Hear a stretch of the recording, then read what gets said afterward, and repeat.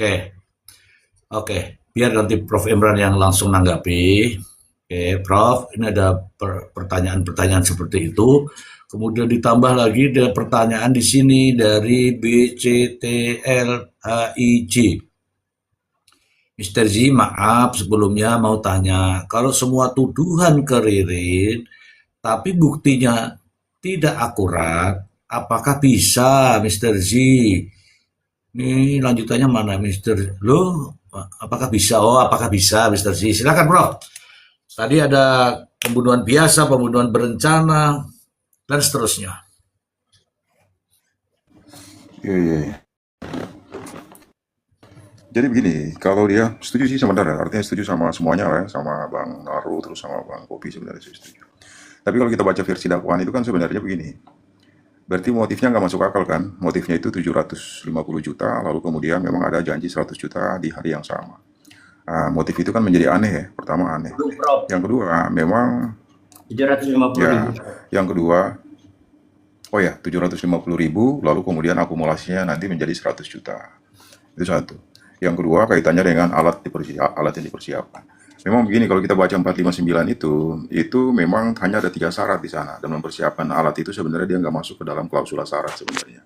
Cuman kalau kita pakai apa namanya logika ya, kalau kita pakai pendekatan logika ya, biasanya itu begini, orang melakukan pembunuhan itu, ini saya versi dakwaan nih, versi dakwaan. Dakwaan itu kan alat untuk melakukan tindak pidana itu kan cuma palu ya, hanya palu kan, hanya cuma satu palu tuh. Ini di luar dari keterangan Ririn pada keterangan Prio di versi yang surat yang dia sampaikan. Berarti begini, itu hanya ada satu-satunya palu yang digunakan sebagai instrumentum delikti untuk menghabiskan empat orang itulah katakanlah. Sementara yang si Wai itu kan cuma diceburin kan, cuma dilelepin aja dalam itu. Lalu kemudian coba kita relasikan dengan ketika pasca setelah pembunuhan itu terjadi. Setelah pembunuhan itu terjadi, ini para terdakwa ini kan kelihatan bingung. Dia tuh entah dia mau gimana-gimana, dia bingung. Jadi itu kelihatan dia nggak punya persiapan sama sekali untuk kemudian melakukan pelarian. Ataukah meloloskan diri dari tindak pidana ini sebenarnya, kelihatannya. Akibatnya mereka kemudian membuat skenario yang di saat itu untuk kemudian melarikan diri ke apa namanya menjadi pelaut ya. Itu pun KTP-nya apa dan sebagainya itu kan baru dibikin per hari itu juga kan. Itu menunjukkan juga sebenarnya bahwa mereka sama sekali nggak siap. Nggak siap. Bahwa benar kalau misalkan ada orang itu dipukul menggunakan palu kodam itu sekali pukul langsung tewas tuh. Itu sih saya setuju. Itu sih pada prinsip saya setuju.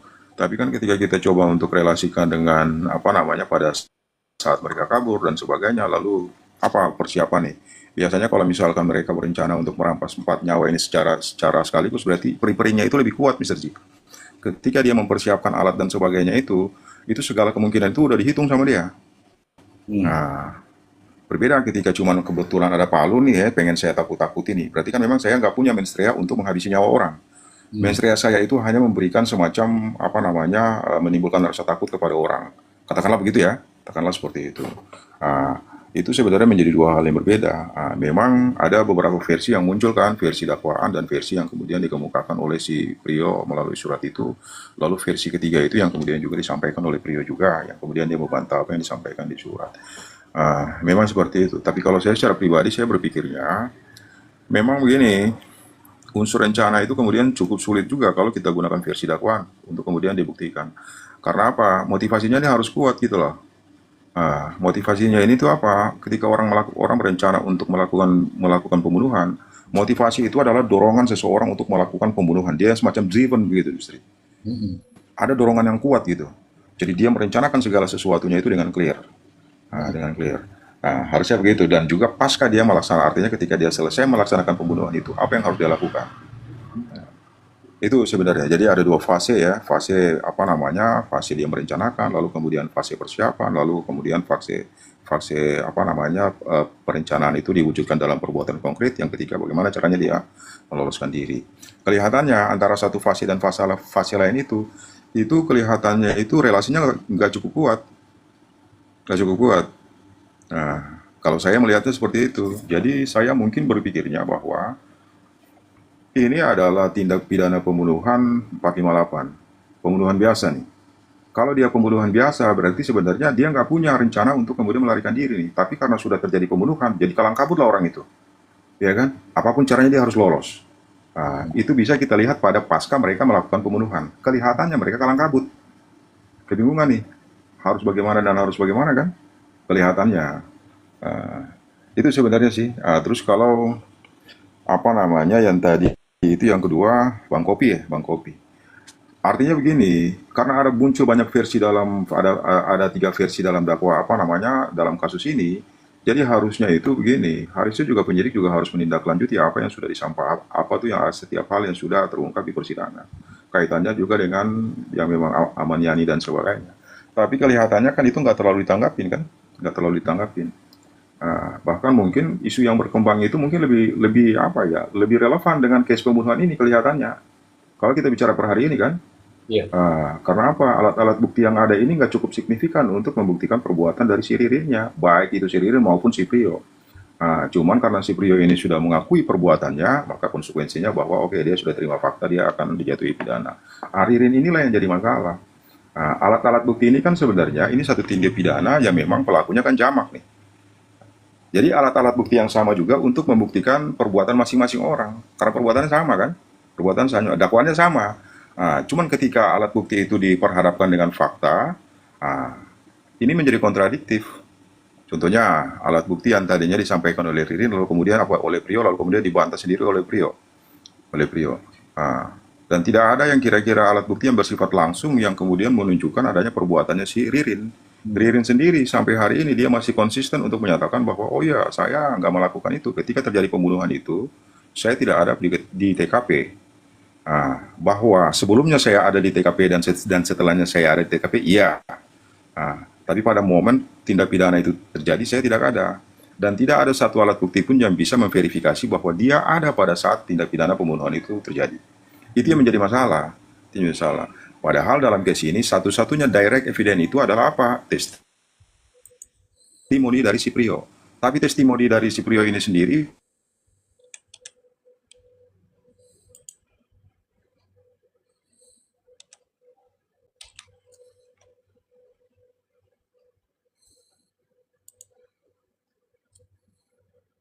Kok putus sinyal kayaknya. sampaikan. Dengan demikian maka kesaksian yang ada apa saksi yang memberikan keterangannya yang bersifat apa namanya inkonsisten itu dalam dalam eh, hierarki alat bukti dia itu bersifat tertiary evidence, alat bukti yang bersifat lemah, Mister C. Hmm. Nah, itu lemah. Yang kedua, alat bukti lain nih, alat bukti yang bersifat apa namanya indirect. Yang indirect ini kan mestinya primer. Tapi yang indirect yang primer ini dia kemudian bermasalah juga pada syaratnya kan. Itu integritasnya itu dipersoalkan. Jadi alat-alat bukti yang seperti itu kan kemudian memang nggak bisa diterima sebagai alat bukti. Karena itu dia bermasalah pada apa namanya unlawful legal evidence itu kan. Integritas alat bukti. Itu yang menjadi masalah. Makanya kemarin hakim itu ketika dihadirkan alat bukti itu, hakim ada satu pertanyaan yang prinsipil itu ditanyakan gini, apakah alat bukti ini sudah dilakukan uji laboratorium forensik sebelumnya? Artinya itu hakim langsung masuk kepada kesahihan alat bukti itu. Kira-kira alat bukti yang dihadirkan ini bisa nggak saya pertimbangkan nih? Kalau nggak ada dia apa namanya dia nggak ada BAP-nya, nggak ada berita acaranya di situ, ya berarti kan kemudian hakim ya beranggapan bahwa alat bukti begini nggak bisa digunakan sebagai alat untuk kemudian menjustifikasi perkara. Iya kan? Itu. Jadi memang ya itu apa ya?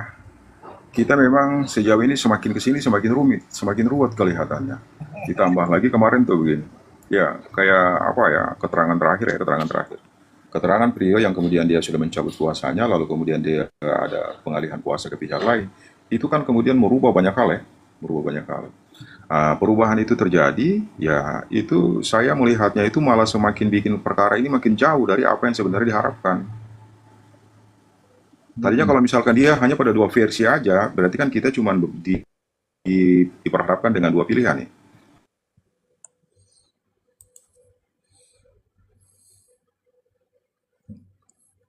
Agak putus-putus ya teman-teman ya. Ya sinyalnya Prof kayaknya di ini Sinyalnya kurang bagus ya. nggak boleh ngomong Prof ini. Sabotasnya paling bang. Di dalam dakwahan itu memang belum tercantum pasal perencanaan pembunuhan ya? Oh, ada Pak. Udah pembunuhan berencana bahkan. Pembunuhan berencana itu ada memang. Jadi Itu bunyinya dasarnya apa? Itu ada pasal itu muncul dasarnya apa kan? tidak. Jaksa mengatakan bahwa hari hari tanggal 20. Jadi jangan, ya, iya ya. Lanjut. Silakan Prof, lanjut Prof. Iya, iya, makanya apa namanya konsekuensi dari itu kalau kita lihat apa namanya bentuk dakwaan itu kan dia bersifat subsidiar tuh. Nah, itu konsekuensinya. Jadi si JPU ini sendiri dia nggak terlalu yakin dengan apa namanya 459, makanya diberikan subsidiar itu pada 458 ayat 1. Nah, nanti kita lihat nih, sorry 458 ayat ya, iya benar.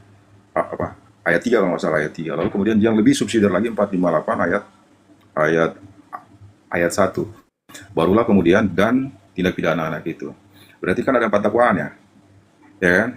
Satu dakwaan itu dia bersifat subsidiaritas, sementara satu dakwaan itu dia bersifat kumulatif yang tindak pidana pembunuhan anak itu sebenarnya. Itu makanya berbeda kalau kita lihat nih. Case-case ada case-case tertentu itu yang hanya didakwa dengan satu pasal. Kalau misalkan hakim artinya JPU sudah benar-benar yakin dengan satu pasal, dia udah yakin nih bahwa ini adalah tindak pidana pembunuhan dengan rencana. Berarti dia hanya mendakwa satu pasal, Mr. Ji. Ya. Contoh pada kasus Jessica, itu dia udah yakin banget tuh. Jadi ketika tindak pidana artinya unsur rencana itu tidak terbukti, konsekuensinya terdakwa harus dibebaskan. Itu. Tapi ketika jaksa mendakwa seseorang itu dengan pasal subsidiar atau dia mendakwa dengan pasal yang bersifat alternatif, berarti ada keraguan-raguan. Berarti ada keraguan-raguan. Memang ada pembunuhan, tapi kira-kira pasal mana yang terbukti secara full toid? Itu. Karena dia nggak mau nih ketika dia mendakwa, atau ini orang lepas, atau ini orang bebas. Itu sih. Jadi itu sebenarnya dia semacam apa namanya justice guess aja lah, dia semacam antisipasi. Kalau rencananya tidak terbukti berarti ada subsidiarnya. Tapi kalau misalkan subsidiarnya tidak terbukti lagi berarti ada yang lebih subsidiar lagi. Itu. Tapi yang jelas itu orang akan dijatuhi pidana pembunuhan. Itu sih, Mr. Ji. Sorry tadi kalau putus-putus ya saya apa namanya wifi tadi sih Mr. Ji. Ya. Ya betul Prof. Tapi kan ada konsekuensi. Kalau pembunuhan biasa jadinya tuntutannya jadi nggak maksimal ya Prof. Iya, jadi begini, ketika JPU itu dia kemudian nanti dalam tuntutannya dia akan menuntut dia kalaupun begini menurut feeling dia itu yang terbukti adalah pembunuhan biasa 458, tapi dia tetap akan menuntut maksimal dulu, dia akan menuntut pada pasal yang tertingginya, ancaman pidana tertingginya itu 459. Tinggal nanti hakimnya ini yang mempertimbangkan kira-kira di antara pasal-pasal ini pasal mana yang terbukti. Sekarang ini kita hanya ada satu pasal yang terbukti per hari ini nih. Itu adalah tindak pidana itu tuh, tindak pidana apa namanya yang pembunuhan anak itu loh, undang-undang perlindungan anak tuh Mr. Ji. Ya betul. Itu. Ya. Itu yang jelas itu udah nggak bisa diperdebatkan lagi itu. Tapi kaitannya dengan tindak pidana apa namanya pembunuhan yang di KUHP ini kita belum bisa kita pastikan karena di sana ada apa namanya ada 3 sangkaan yang memang disusun secara subsidiar. Iya. Karena begini juga Mr. Ji. Selain mereka ini membunuh juga kan ada barang-barang yang diambil tuh. Ya. Ya kan? Katakanlah anting dan sebagainya. Maka sangat mungkin nanti kemudian diterapkan adanya pembunuhan yang diikuti. Ya kan, diikuti dengan pencurian dan sebagainya. Itu kira-kira. Itu Prof terkait dengan pengambilan barang-barang itu. Apakah Ririn terlibat dalam pengambilan barang-barang itu Prof ya?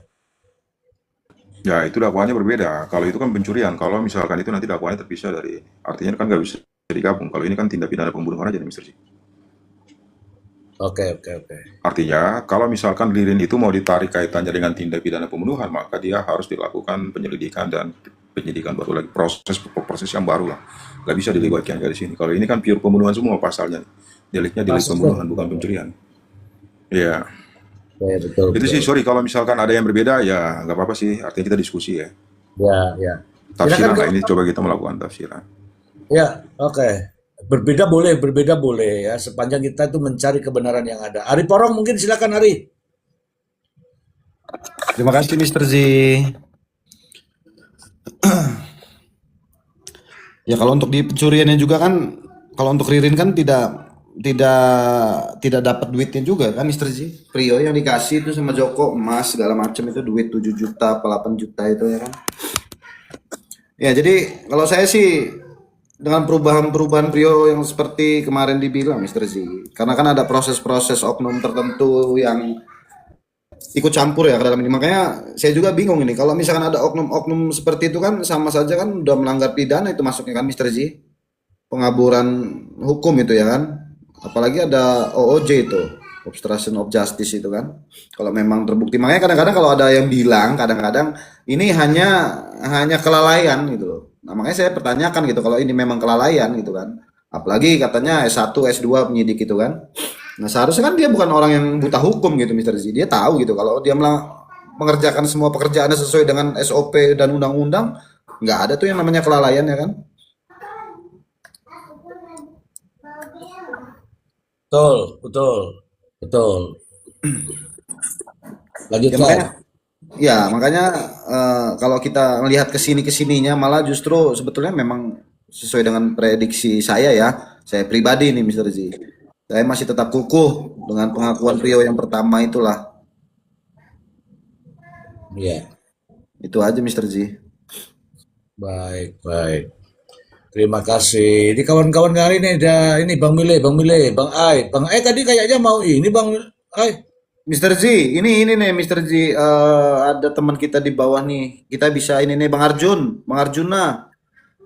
Kita naik Bang, kita sharing di sini Bang. Kita tukar pendapat, tukar pengalaman Bang di sini Bang.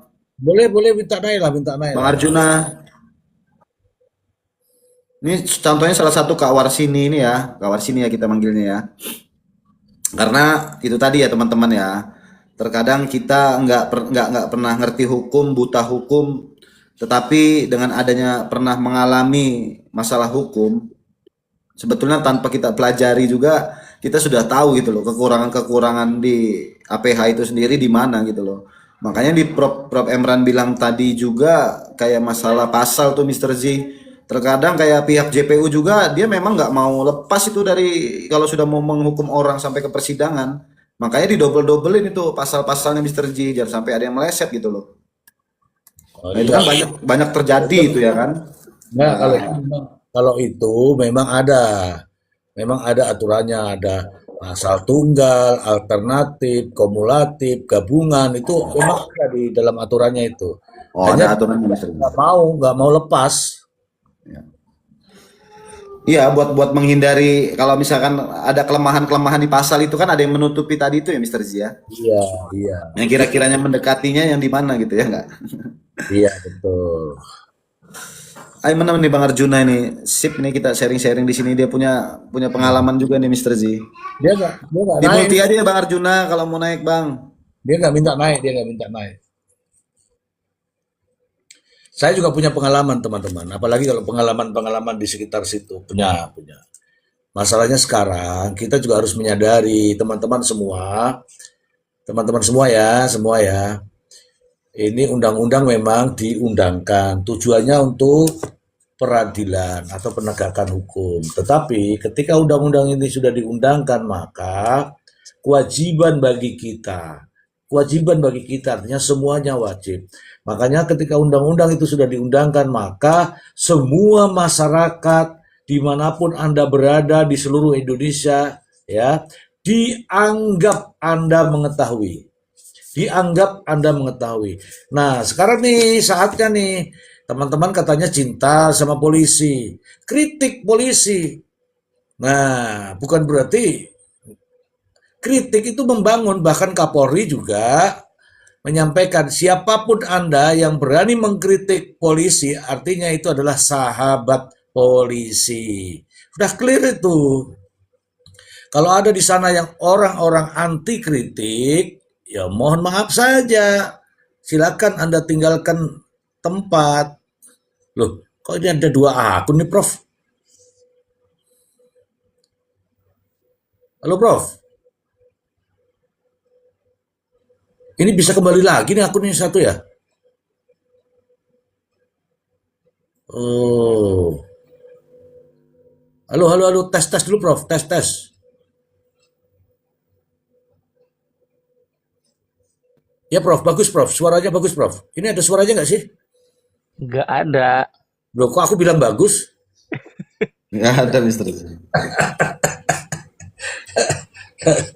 Suara hati, Mr. Z. Ya silakan, silakan, silakan.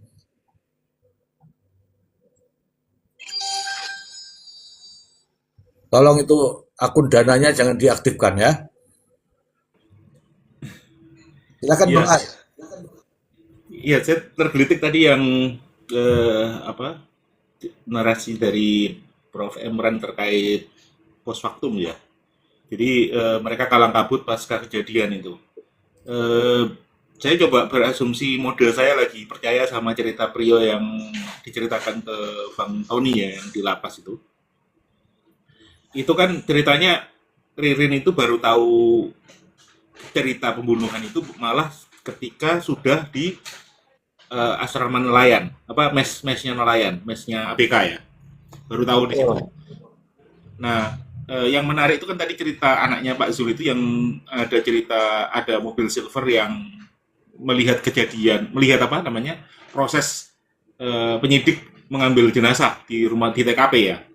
Jadi kalau kemarin Mr. Z sampaikan masuk akal nggak orang udah habis membunuh, kemudian kabur kok balik lagi.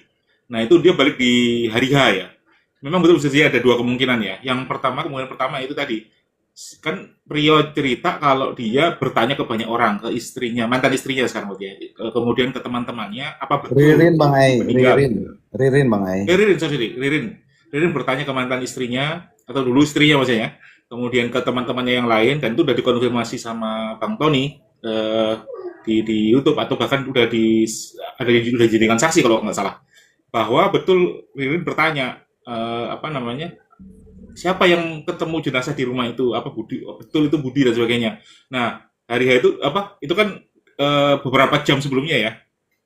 Ya. Dia tahunya dari media sosial tuh sebelum polisi datang. Nah pas polisi datang tuh dia juga datang ke lokasi ngecek untuk memastikan bahwa betul. Nah setelah itu dia baru panik tuh kabur lagi gitu kan. Jadi kalau teorinya Mr. Z kemarin nggak mungkin kalau dia pelaku 100% dalam arti ini ya. Apa ngapain balik lagi ke lokasi walaupun memang ada sih beberapa cerita ya saya di film khususnya itu kan banyak pembunuh yang menyaksikan apa korbannya itu di itu apa namanya lagi diproses sama polisi dia juga melihat gitu di lokasi itu ada banyak tapi kalau pakai versi cerita pertama masih konsisten gitu ceritanya masih masuk akal dia ke situ untuk memastikan bahwa apa betul itu Budi yang meninggal gitu ketika itu pas itu meninggal langsung dia takut. Nah kenapa ini konsisten? Balik lagi, kalau dia pembunuh beneran dan balik, pasti dia sudah memastikan tidak ada bekas satupun. Bahkan sidik jari misalkan ya. Itu kan akhirnya ditemukan sidik jari di vape kan. Itu kan kayak kebodohan kan. Kalau menurut saya ya vape-nya dibawa aja daripada ditinggal. Dibawa ke mobil, dibuang kemana gitu kan. Ya, coba Lokasi lain gitu. coba Bang Ai kan kemarin Bang Ai sudah ceritakan tuh adanya Haji Sahroni yang lukanya justru lebih parah daripada yang lain. Ya, Nah, itu dikaitkan di situ. Terus apa korelasinya dengan Ririn? ya, Ya kan? Kan ada patah betul. tulang dada, tulang iga. Aduh, kalau lah itu siapa namanya? Tujuannya adalah Budi yang tadi katanya rental mobil, bisnis minyak goreng, terus apa kaitannya dengan Pak Haji Sahroni yang Ya, lukanya lebih parah begitu Bang Ai? betul. Jadi apa namanya? Ya tadi saya pengen masuk ke situ. Kita coba rangkaikan cerita Prof. Imran tadi terkait awalnya sepertinya tidak berniat untuk membunuh. Palu itu digunakan untuk menakut-nakuti ya. Itu juga masuk akal. Walaupun itu tidak fit dengan profil. Karena apa? Semua jenazah khususnya yang dewasa ya itu konsisten lukanya itu adalah di sweet spot killing spot ya istilahnya itu ya semua di titik kematian gitu seakan-akan dilakukan oleh orang yang memang ahli tahu bagaimana cara membunuh orang bukan yang amatiran gitu. Jadi walaupun yang paling signifikan itu malah adalah di hasil visumnya Pak Sahroni ya orang pada fokus pada Budi, malah Budi itu malah mengalami luka paling sedikit. Sementara yang paling banyak itu adalah Pak Saroni karena ada luka dada dan sebagainya yang layak diduga itu ada proses sebelumnya. Sebelum meninggal itu ada proses integrasi dan sebagainya. Nah, karena kemarin itu yang sempat saya sampaikan bahwa dugaannya adalah Pak Saroni dipaksa untuk melihat keluarganya meninggal di depan dia. Oleh karena itu dia meninggal paling terakhir dan dimakamkan paling atas itu logikanya. Kira-kira gitu, Mr. Z. Iya. Oke. Masa langsung dibilang dengan Kang Andi ini bilang, wah keren tuh, berpengalaman tuh. Maksudnya pengalaman pernah membunuh enggak lah. Ini analisa smart ya. Oke, Prof, kenapa naik turun, Prof? Iya tahu ini saya apa signal saya kurang nggak bisa diajak kerja sama. Oh, tunggu dulu, Prof. Saya telepon dulu WiFi di wilayah sana itu. Tolong WiFi-nya ditingkatkan itu. Operator. Operatornya. Ya, begitu banyak teman-teman ya, sesuatu banget nih teman-teman. Delay ya, Sesuatu. misalnya delay ya. Iya, tidak ada suara tadi. Tidak ada suara, tiba-tiba muncul akun yang lama. Loh, padahal akun yang lama itu sudah di take down.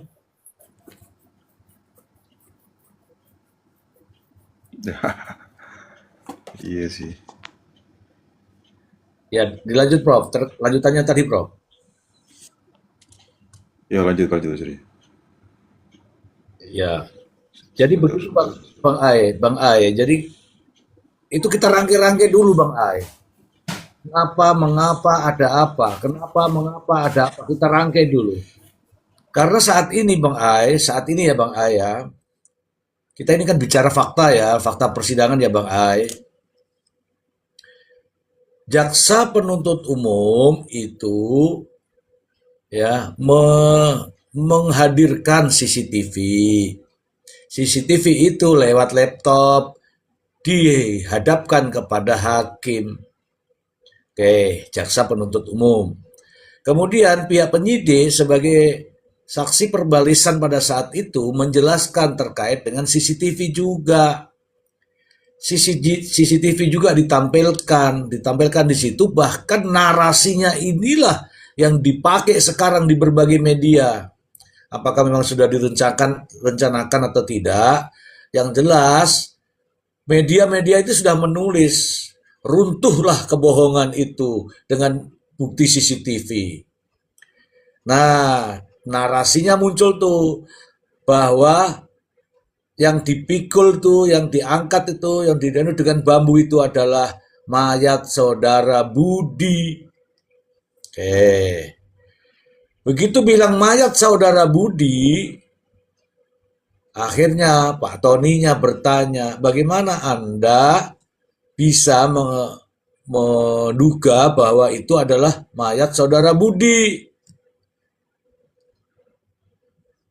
Terjadilah ada jawaban di situ. Itu sesuai dengan pernyataan Priyo di sidang. Bukan hasil daripada CCTV, tapi pernyataan Priyo. Karena pernyataan Priyo dan CCTV ini supaya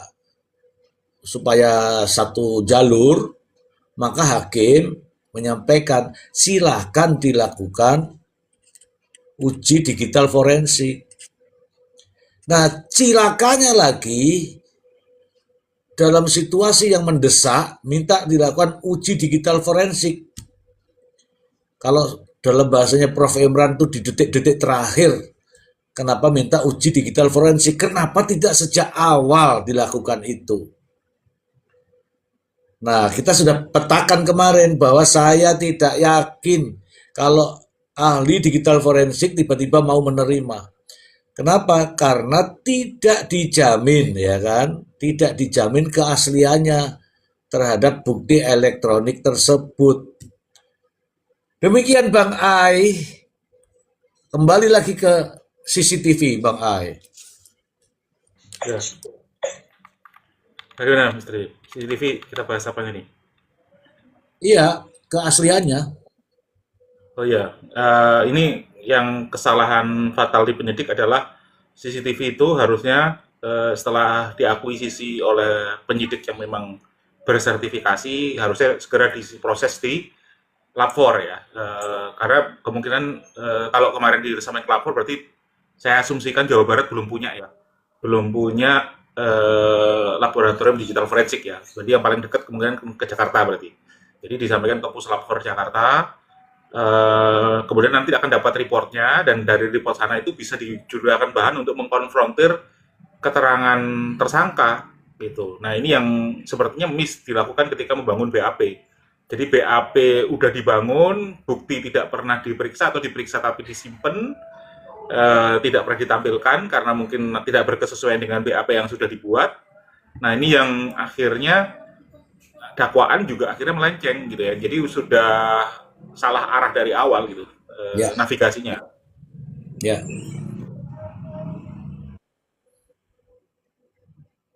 Ya, itulah yang saya maksud bahwa ada kejanggalan.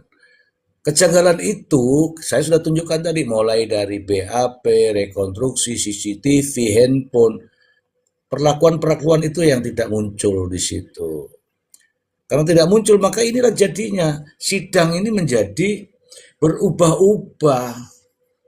Nah, kita ini sebagai masyarakat ya, teman-teman semua sebagai masyarakat tetap menunggu penundaan di tanggal 17, oke kita akan tunggu.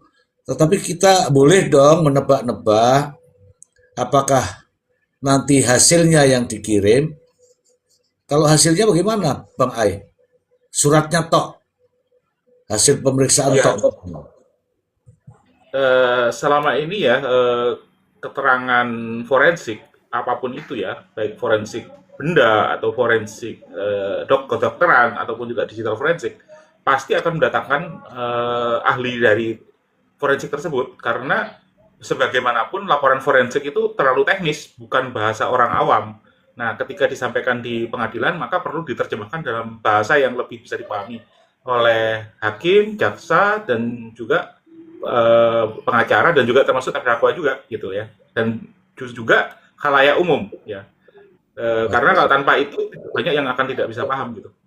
Oke, berarti Anda mau bilang bahwa selain hasil dari digital forensik itu atau produknya itu juga wajib dihadirkan ahlinya. Demikian ya, Bang Ai? Ya, betul, betul, Mr. Oke. Z. Oke, ya benar juga karena hakim kan bukan ahli digital, jaksa juga bukan ahli digital. Nanti kalau ditanya sama pengacaranya kan bingung jawabnya. Oke, keren, keren, keren, Bang Ai, keren. Ini ya, kita kedatangan tamu ini, teman-teman. Ada Bang Ari Ambon. Kita marahi dulu hakimnya ini, Bang Ari. Silakan, Bang Ari.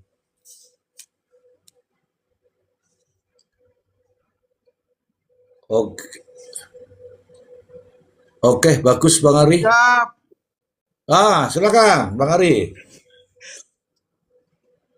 Ya, kalau saya sih eh, saran sih CCTV handphone ini selalu kita bahas. Begitu Mr. G dan kayaknya semua udah jelas. Tapi coba sekali-sekali eh, kita bahas terkait dengan Pak Haji Sahroni itu usaha apa, mobilnya ada berapa, rumahnya ada berapa, faktor keuangan yayasan bagaimana. Kayaknya lebih bagus lah. Begitu, cuma saran sih Mr. G. Ya, lanjut, lanjut, lanjut, Bang Ari. Sehingga kita ada pemikiran kita bahwa dalam kasus ini bagaimana sih sehingga BAP ketidaksesuaian dengan alat bukti yang dihadirkan, baik itu kata ahli hukum ada 5 atau 8 yang atau cukup 2 alat bukti juga cukup, tapi kesesuaiannya masih kabur. Saya pikir para ahli sudah bahas. Nah, coba sekali-kali Mr. G serangkan untuk kita berdiskusi terkait dengan hubungan Aman Yani dengan Haji Saroni, terus terkait dengan yayasan, harta kekayaan Saroni bagaimana, terus kaitan dengan Budi bagaimana, begitu. Oke, oke, oke. Oke, sudah saya bisa kendalikan dulu. Oke, oke, oke, oke. Oke, oke, oke. Oke, oke. Ini terkait dengan bagus sekali nih kalau mau digali di situ. Ari Porong, ini ada pertanyaan di YouTube saya. Coba dijelaskan ini. Maaf Mr. Z, barusan saya lihat lagi videonya. Orang naik motor masuk saat Ririn berada di bagian belakang mobil. Yang dijelaskan oleh saksi Ririn sedang ambil terpal. Mungkin Mr. Z bisa lihat ini. Coba Ari, bisa dijelaskan ini Ari? Yang mana CCTV yang mana itu Mr. Z? Yang terakhir ya? Ya ini loh ada tulisannya begini. Coba lihat lagi videonya. Orang naik motor masuk saat Ririn berada di bagian belakang mobil. Yang dijelaskan oleh saksi Ririn sedang ambil terpal. Coba. Ada nggak itu? Nah itu kalau kata Bang Digo itu Joko katanya. Nah, ini di bawahnya Badigo itu Yang di apa toko. itu? Jadi kalau yang emang bisa potong ya. Jadi kalau siang itu, Di toko ya. kalau di toko itu kayaknya siang ada memang. Dia keluar masuk gang itu, yang naik motor itu. Mungkin itu yang dimaksud. Yang jelasin katanya malah polisi. Coba ceritakan. Coba yang tahu coba. Tahu saya ya, yang saya lihat di channelnya Freddy itu agak panjang tuh, ada 1,5 jam video yang ditampilkan polisi ketika di pengadilan tuh. Itu dari siang videonya. Memang betul ada bolak-balik aktivitas ke toko, tapi tidak ada Budi satupun di situ, cuman Prio dan Ririn. Jadi Terus? siang atau sore ya, saya agak lupa itu detailnya. Yang jelas masih ada matahari ya. Lalu kemudian Ririn sempat ngobrol sama pemilik bengkel, tapi nggak jelas ngobrol apa gitu. Itu ada itu adegan itu. Lalu mulai malam seperti ada momen skip ya. Jadi sampai sore kemudian skip ke malam yang itu ada drama yang dibilang dinarasikan itu adalah ngangkut karung ngangkut mayat jenazah tapi dibantah oleh Ririn untuk beras telur gitu. Itu. Tapi memang sempat sesaat sebelum itu ada adegan si Prio ya kalau nggak salah, bukan Ririn tuh, Prio jalan ke arah rumah untuk bawa terpal kalau nggak salah itu, kalau nggak salah ingat. Perlu cek lagi sih. Oh, Tapi ada adegan itu memang. itu sambungan ya? Videonya kan terpotong-potong dalam artian karena sistem itu yang kemarin saya jelaskan Mr. Z, bahwa kan Tapi ada CCTV nggak mungkin dia nulis sepanjang waktu 24 jam kan. dari satu sudut Kan ada kan? keterbatasan sistem tuh. Nah, dia terpotong-potong mungkin berdasarkan waktu ya. Sejam gitu. Kira-kira gitu, Mr. Z. Enggak, maksud Jadi saya replay. dari satu sudut. Gimana? Dari satu sudut, betul. Dari satu sudut, ya. Hanya satu CCTV itu aja, Mr. Z. Hmm, Yang 1,5 jam ditampilkan oleh penyidik itu cuman itu aja. Kalau mau ngelihat di akunnya Freddy siapa? Namanya kok lupa saya. Kalau Yang yang inget saya nggak? amati 2 CCTV ya, ini yang saya amati ya. Yang katanya ada bertiga itu di depan rumah TKP. Jadi CCTV itu menyorotnya dari arah Palu, dari arah Palu. Itu yang saya amati ya. Nah, yang kedua CCTV yang di bengkel itu yang sebelah toko Budi, itu yang ada mobil, terus ada yang Riri naik motor masuk ke gang samping itu. Jadi yang nggak jelas-jelas itu katanya ada 3 orang itu bukan CCTV yang di toko, tapi yang di depan TKP. Tapi itu pun jauh. Nah, kenapa nggak pernah muncul itu CCTV yang di mana itu kan? Jadi banyak kan apa sih punya perhubungan, dinas perhubungan. Nah, terus polisi bisa mengatakan itu Ririn Prio Budi. Nah, kalau yang itu, yang ada bertiga itu CCTV dari rumah Pagar Putih. Itu jauh sekali dari lokasi.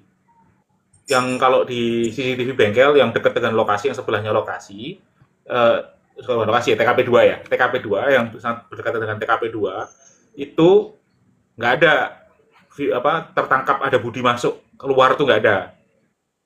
Gitu. Nah, yang CCTV yang pagar putih itu tidak bisa dikonfirm juga itu Ririn, Budi, dan Priyo. Yang ada adalah aktivitas 3 orang, masuk 3, keluar 2. Bukan yang itu, bukan itu. Kalau itu cuman menangkap Ririn dan Prio jalan. Jadi ceritanya gini ya. Jadi mereka ini jalan dari arah pencarian Palu itu ya, baru ke rumah Budi, baru ke rumah TKP ya, baru nanti ke situ, ke urutan. Jadi itu kan satu baris itu kan, baru gitu. Jadi yang ini menyorot yang 3 orang itu, yang katanya Budi, Ririn, dan Prio itu yang gambarnya itu CCTV-nya itu dari arah Palu itu, entah dari tiang listrik apa gimana itu. Nah kalau Iya, yang iya, 2 iya. orang tadi itu pagar putih itu benar. Itu baris Oh, itu tapi yang selang jelas satu jauh kan, itu selang bukan satu dekat rumah, dengan itu selang satu rumah yang belum dibangun. Itu Itu belum CCTV yang jauh dibangun. banget itu Bang Kopi Pahit ya. jauh, itu nggak Iya, kelihatan kok. Ada iya. sekitar 5 rumah itu kalau hitungan Iya, saya tapi bukan di jaraknya. toko ya, itu bukan di toko, tapi di depan Bukan, rumah. bukan. Nah, Iya, sisi gitu. seberang nih, sisi seberang jalan toko CCTV-nya. Bukan. Coba dijelaskan dulu utuhnya, Jadi nanti gini, teman-teman. Mr. Z. CCTV itu ada banyak, Mr. Z. Jadi ada CCTV bengkel, itu yang TKP 2. Ada CCTV yang di depan rumah, itu toko bangunan, ya. Lalu ada CCTV pagar putih. Pagar putih ini yang menangkap Priyo sama Ririn itu lalu lalang, bolak-balik lah. Ada yang pegang HP, sambil pegang HP, ada yang merokok gitu kan. Nah, yang menarik itu dia pakai jaket levis ya, si Ririn. Ririn itu pakai jaket levis biru. Ya. Sangat berbeda dengan pakaian yang dipakai ketika malam hari tanggal 30. Kalau 30 itu pakai kaos dengan sablonan belakang. Dan juga di hotel. Kalau yang malam tanggal 30 itu mirip dengan kaos yang dipakai di hotel. Celana juga sama, pendek. Gitu, bukan pendek yang apa itu? 3/4 ya istilahnya ya. Cingkrang. 3/4. Ya, cingkrang. Cingkrang tinggi tapi sih di bawah lutut sedikit. Di bawah apa ya? Ya, lutut ya, di bawah lutut sedikit. Jingkrak Nah, berarti kalau jingkrak. yang di malam hari itu celananya nggak kelihatan, tapi bajunya pakai jaket levis. Pakai apa istilahnya itu? Kalau Jaket istilahnya. jingkrak itu kuda lumping ya. Tapi Bang Ai, ini saya mau tanya Iya, nih. Itu apa Bang Kopi ya? Apa namanya? Ada nggak CCTV baik dia dari depan ataupun dari samping nih yang kemudian menyorot garasi?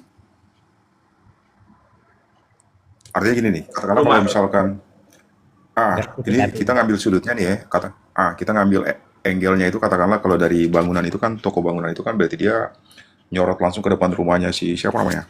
Si Budi kan? Si Budi. Iya. Budi kan? Iya. Saroni. Berarti kalau garasi itu adanya di samping kiri apa samping kanan? Kalau posisi kita itu adanya di depan apa namanya toko bangunan. Sebelah kiri, Polo. Kiri, sebelah kiri, Prof. Kiri ya. Oke kiri. Kira-kira ada nggak angle kamera yang ada dari sebelah kiri itu yang menyorot itu apa namanya baik dia menyamping ataupun bagaimana kira-kira ya? Ada Di nggak kira-kira ya? garasi itu nggak ada, Bro. Di garasi. Sampai sekarang Oh, belum nggak ada. ada. Oh, Tapi yang kalau versi sampai jarak sekarang belum jauhnya ada. dan jarak jauh itu. Karena jauh CCTV-nya itu nyempil kan. Tapi nggak tahu kalau nanti tiba-tiba muncul. Nah, itu kan namanya cicil-cicil ini CCTV ini kan. Betul. Memang artinya itu penting masalahnya kan? Iya, Penting. Jadi sebenarnya di garasi itu karena dia ada nggak aktivitas keluar masuk mobil kan.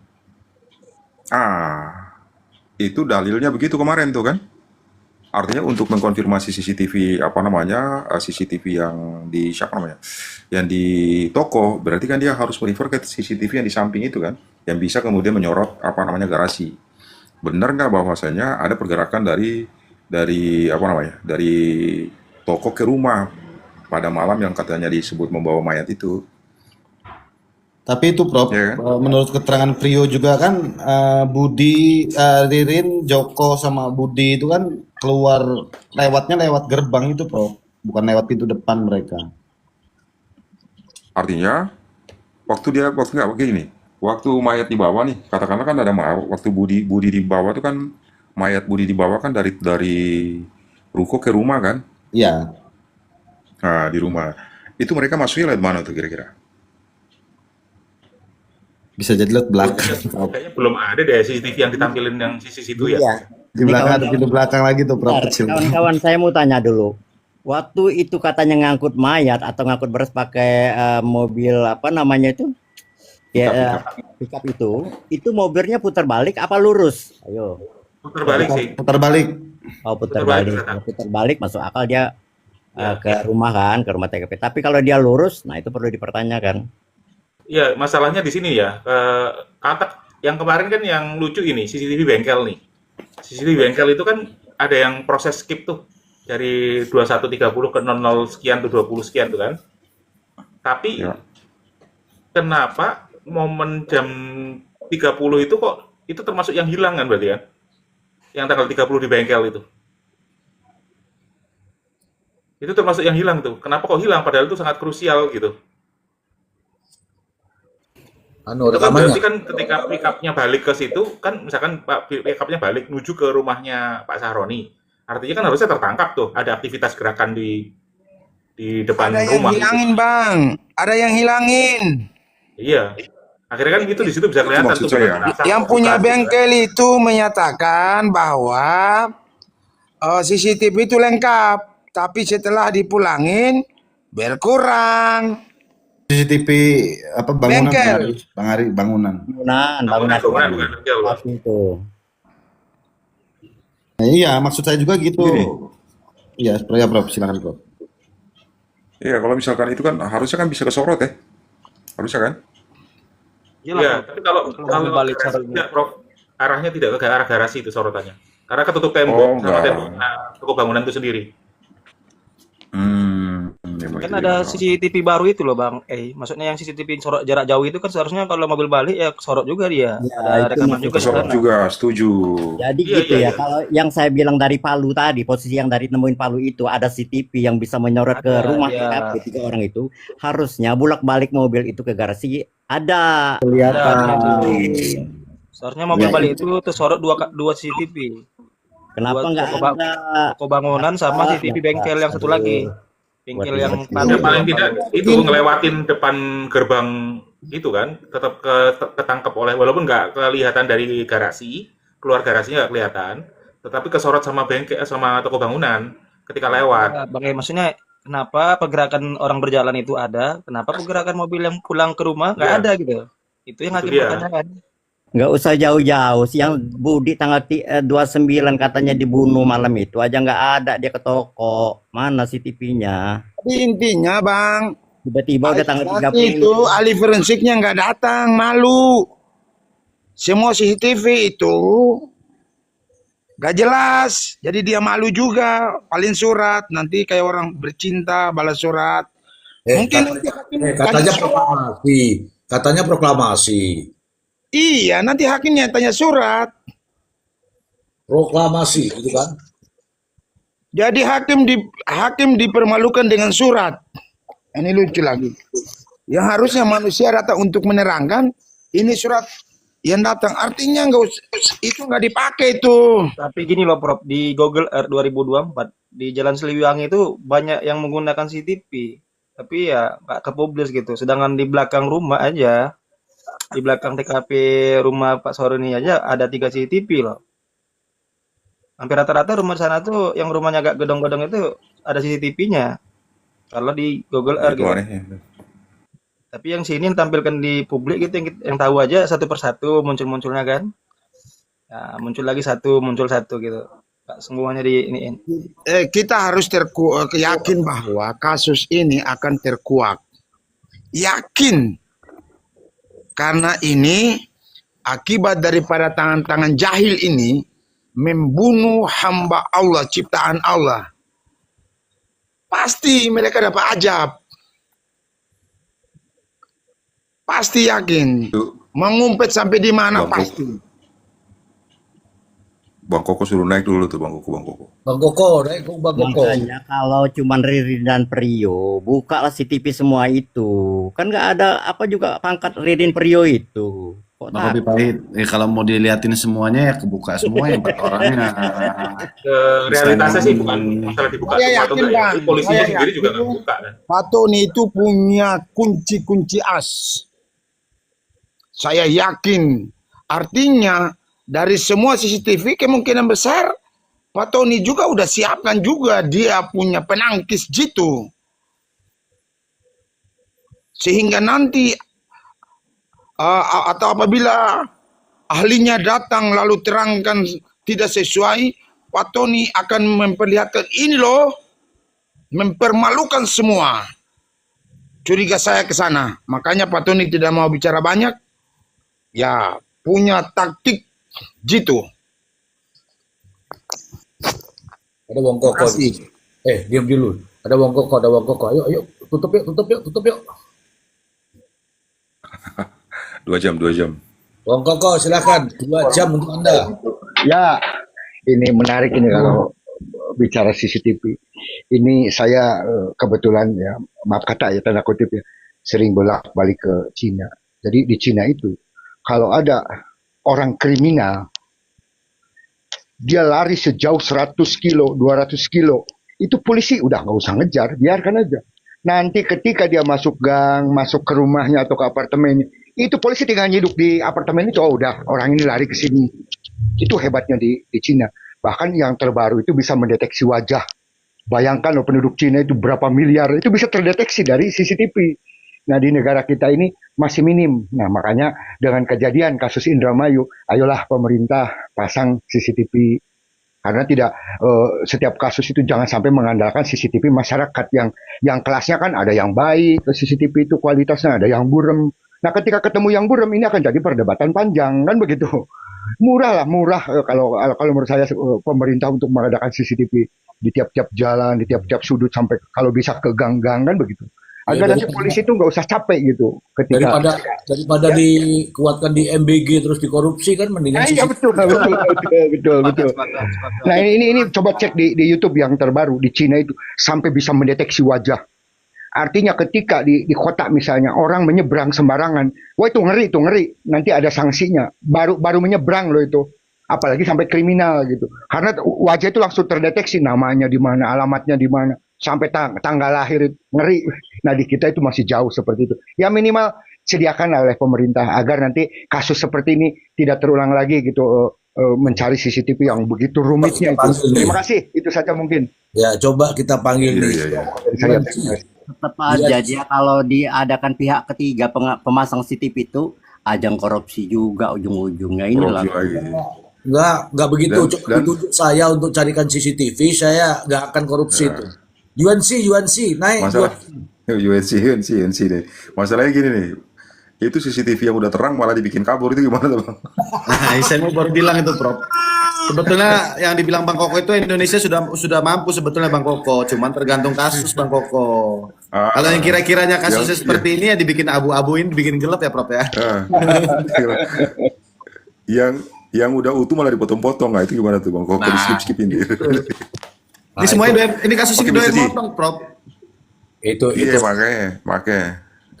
Lalu dipotong, CCTV dipotong ya kan. Seandainya punya dinas perhubungan bisa juga kalau katakanlah ada yang terlibat di situ orang-orang penting hilang juga CCTV-nya itu. Bang Ai, coba Bang Ai panggil Juansi dari Cina itu. Coba Bang Ai. Panggil bagaimana itu Mr. Ji? Itu panggil suruh naik ke sini cerita bagaimana itu di Cina sana.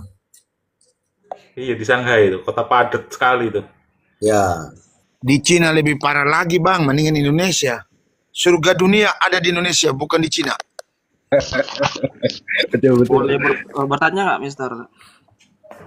boleh. Ini boleh. ada nggak gambaran ke depannya rekonstruksi ulang gitu, tapi langsung di TKP gitu. Karena kan ini kasihan Prio-nya kan kalau dia yang buka gerbang gitu kan yang masuk jam 05.01 gitu ya. Oke, biar langsung dijelaskan sama Prof. Emran. Bagaimana jika sudah sidang seperti ini, adakah rekonstruksi ulang, Prof?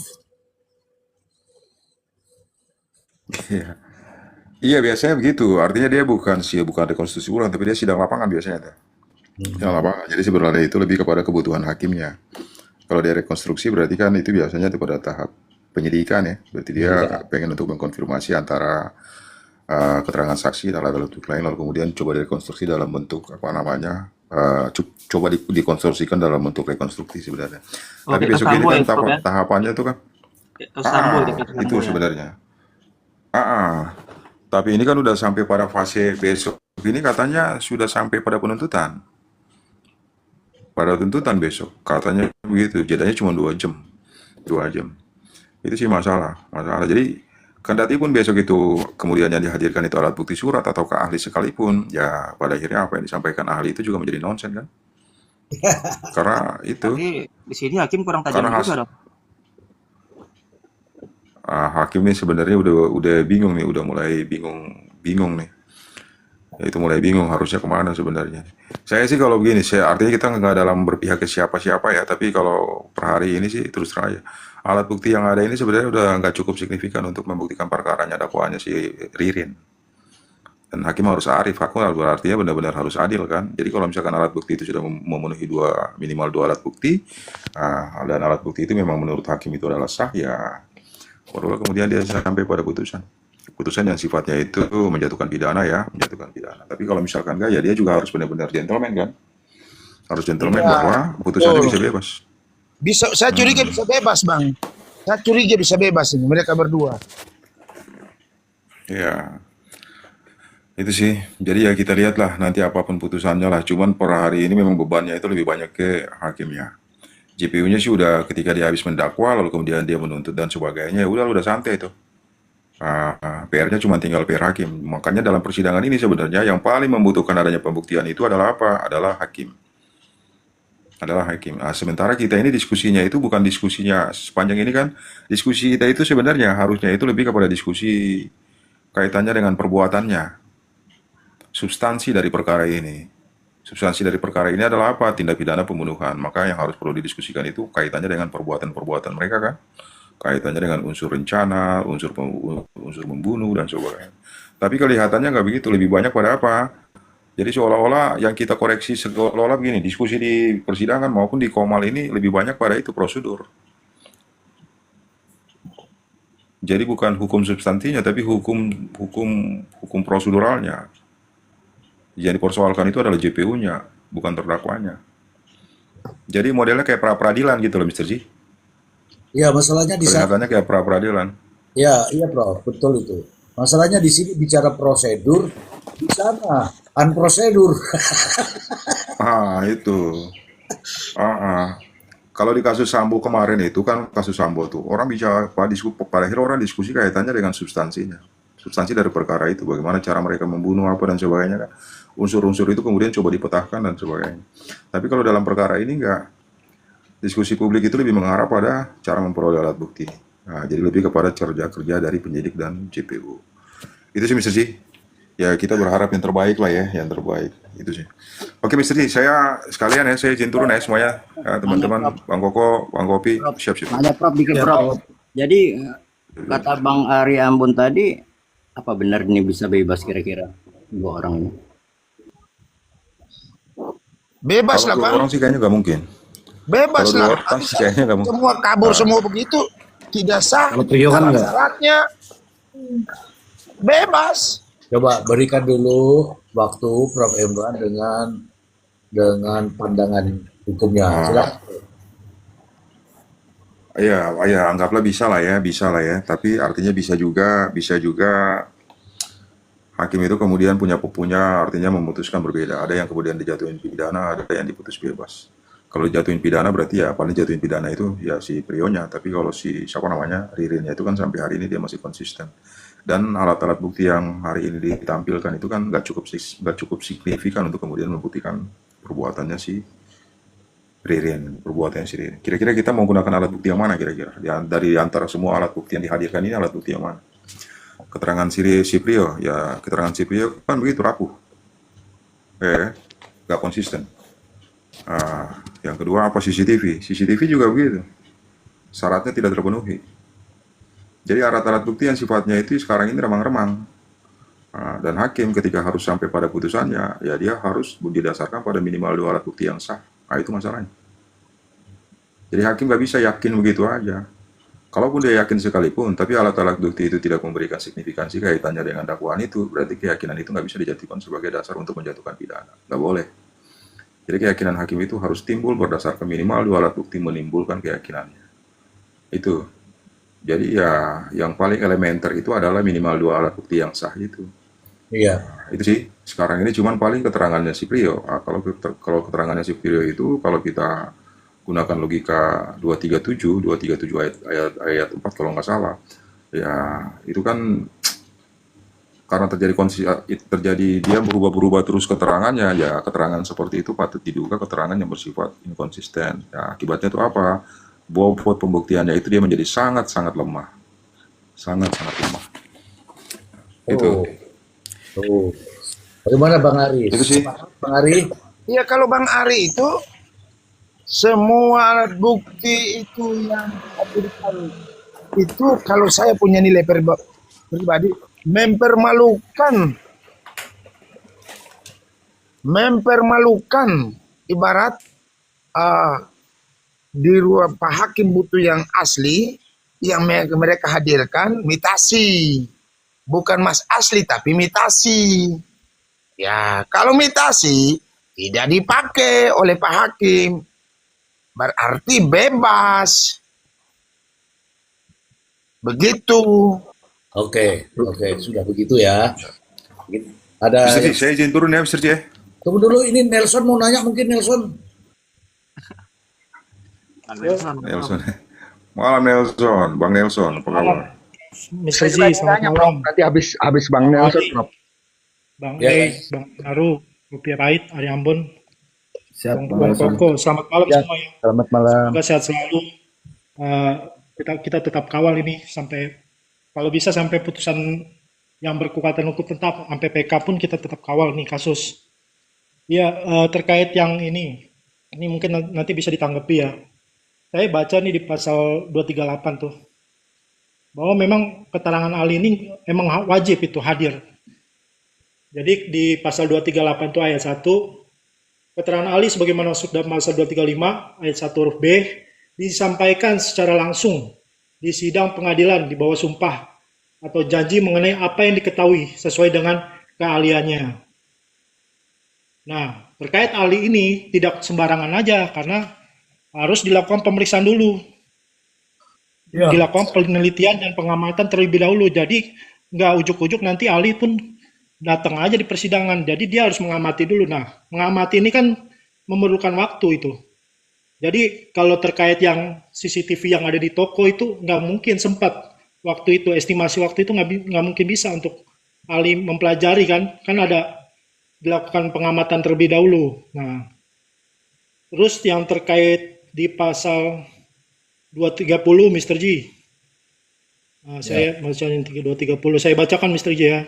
Ya boleh. Nah, boleh buat pembelajaran kita semua sih. Ya, pasal 230 ayat 1. Dalam hal diperlukan untuk menjernihkan duduk persoalan yang timbul di sidang pengadilan, hakim ketua sidang dapat meminta keterangan ahli dan dapat pula meminta agar diajukan bahan baru oleh yang berkepentingan. Nah, yang kemarin itu kan di persidangan si hakim meminta tuh ke jaksa CCTV ahli forensik dan digital forensik dan tes DNA yang bercak darah itu. Ya. Ya kan? Di ayat 2-nya, dalam hal timbul perawanan yang beralasan dari terdakwa atau avokatnya terhadap hasil keterangan ahli, sebagai dimaksud pada ayat 1, hakim memerintahkan agar hal tersebut dilakukan penelitian ulang, termasuk penelitian ulang atas keterangan ahli. Nah, ini kan di ayat 2-nya kan, kalau misalkan nih Pak Tony nih, Pak Tony hebat juga nih kemarin. Saya ikut majelis hakim dan menyesuaikan KUHAP. Nah, jadi Pak Tony ini nggak perlu membuktikan apapun, menghadirkan ahli lah atau segala macam. Dia bisa melakukan perlawanan. Apabila nanti di ahli yang dibawa jaksa nanti ternyata nggak sesuai kan. Cuma permasalahannya nih, yang jadi permasalahan nanti masalah waktu. masalah waktu aja nih. Apabila nanti Pak Tony nanti ada perlawanan terhadap keterangan ahli dan terhadap juga yang tes DNA itu kan nanti waktunya jadi panjang lagi tuh. Sementara kan ini putusannya ada jangka waktu.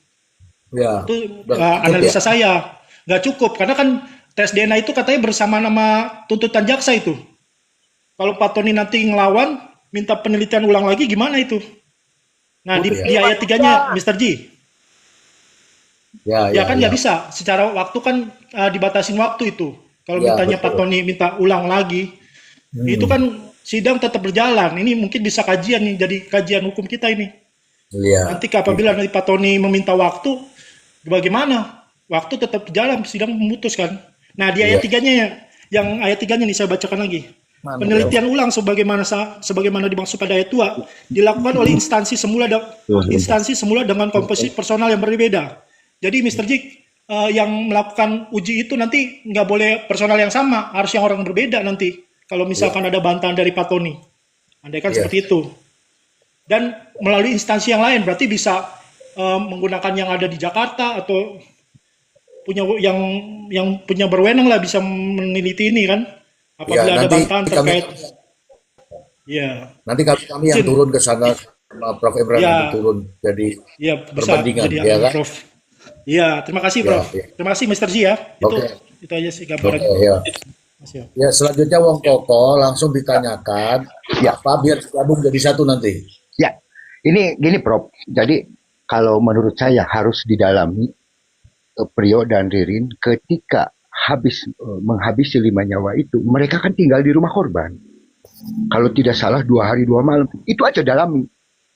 Itu ngapain saja? Kok bisa nggak ketahuan itu yang 5 korban? Katakanlah Ririn misalnya menyangka karena mereka berdua tinggal di rumah korban itu. Nah itu terus menggali itu nggak saya rasa nggak selesai 5-6 jam menggali untuk mengubur 5 korban itu. Itu aja kalau itu bisa didalami, saya rasa terkuak gitu, Prof. Atau ada analisa lain, Prof? Silahkan. Mr. Ji, saya nggak dengar apapun, Mr. Ji. Oh, mungkin nggak ngomong ini Wong Koko ini. Oke, oke, saya tanggapi Suara saya aja. jelas tak? Jelas nggak? Jelas, Oh, jelas. gini, Prof. Maksud saya dalami itu ketika Ririn dan Prio setelah hilang 5 nyawa itu, mereka kan tinggal di rumah korban. Ini jelas ya suara saya ya. Nah, bahkan mereka itu Iya, nginep iya, di jelas, jelas. situ, kan begitu. Terus di situ ada galian itu saya rasa menggali itu tuh nggak selesai 5-6 jam kalau menurut saya. Nah itu kalau itu digali lebih dalam lagi, saya rasa terkuak itu. Atau mungkin Prof ada analisa lain tentang mereka berdua yang nginep di situ. Harusnya dibuka lagi CCTV siangnya seperti apa. Mereka itu bolak-balik atau seperti apa kan begitu. Karena Wong informasi Koko, kan Wong sampai 2 Koko, hari 2 malam apa berapa kan gitu. Wong Ya, Koko, ini ya, barang bukti-bukti semua gelap, makanya jadi perbedaan. Diskusi sampai saat ini gelap. iya artinya dalaminya itu ketika mereka itu tinggal di situ di rumah korban sebelum mereka melarikan diri kan begitu. Bukan, jadi begini, yang menyatakan ini pendusta ini yang cerita ngawur ini si Prio ngomong asal semaunya. Kan yang bilang tinggal di situ si Prio bukan Ririn. Lah kalau kita percaya Prio mah dari utara ke selatan, selatan ke barat, bagaimana mau dipercaya, Bang? Oke, Gitu.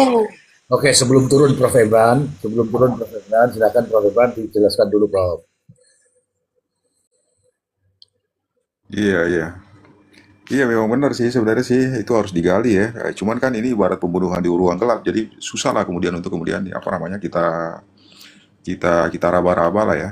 Karena memang prinsip alat bukti itu dia yaitu dia harusnya kan membuat terang perkara kan. Ya, Harusnya begitu. Lalu kemudian untuk memastikan bahwa sebenarnya para terdakwa ini merupakan pelaku yang sebenarnya atau bukan. Nah, cuman karena minimnya informasi yang disupport berdasarkan alat bukti itu akibatnya memang ini menjadi kontroversi nih.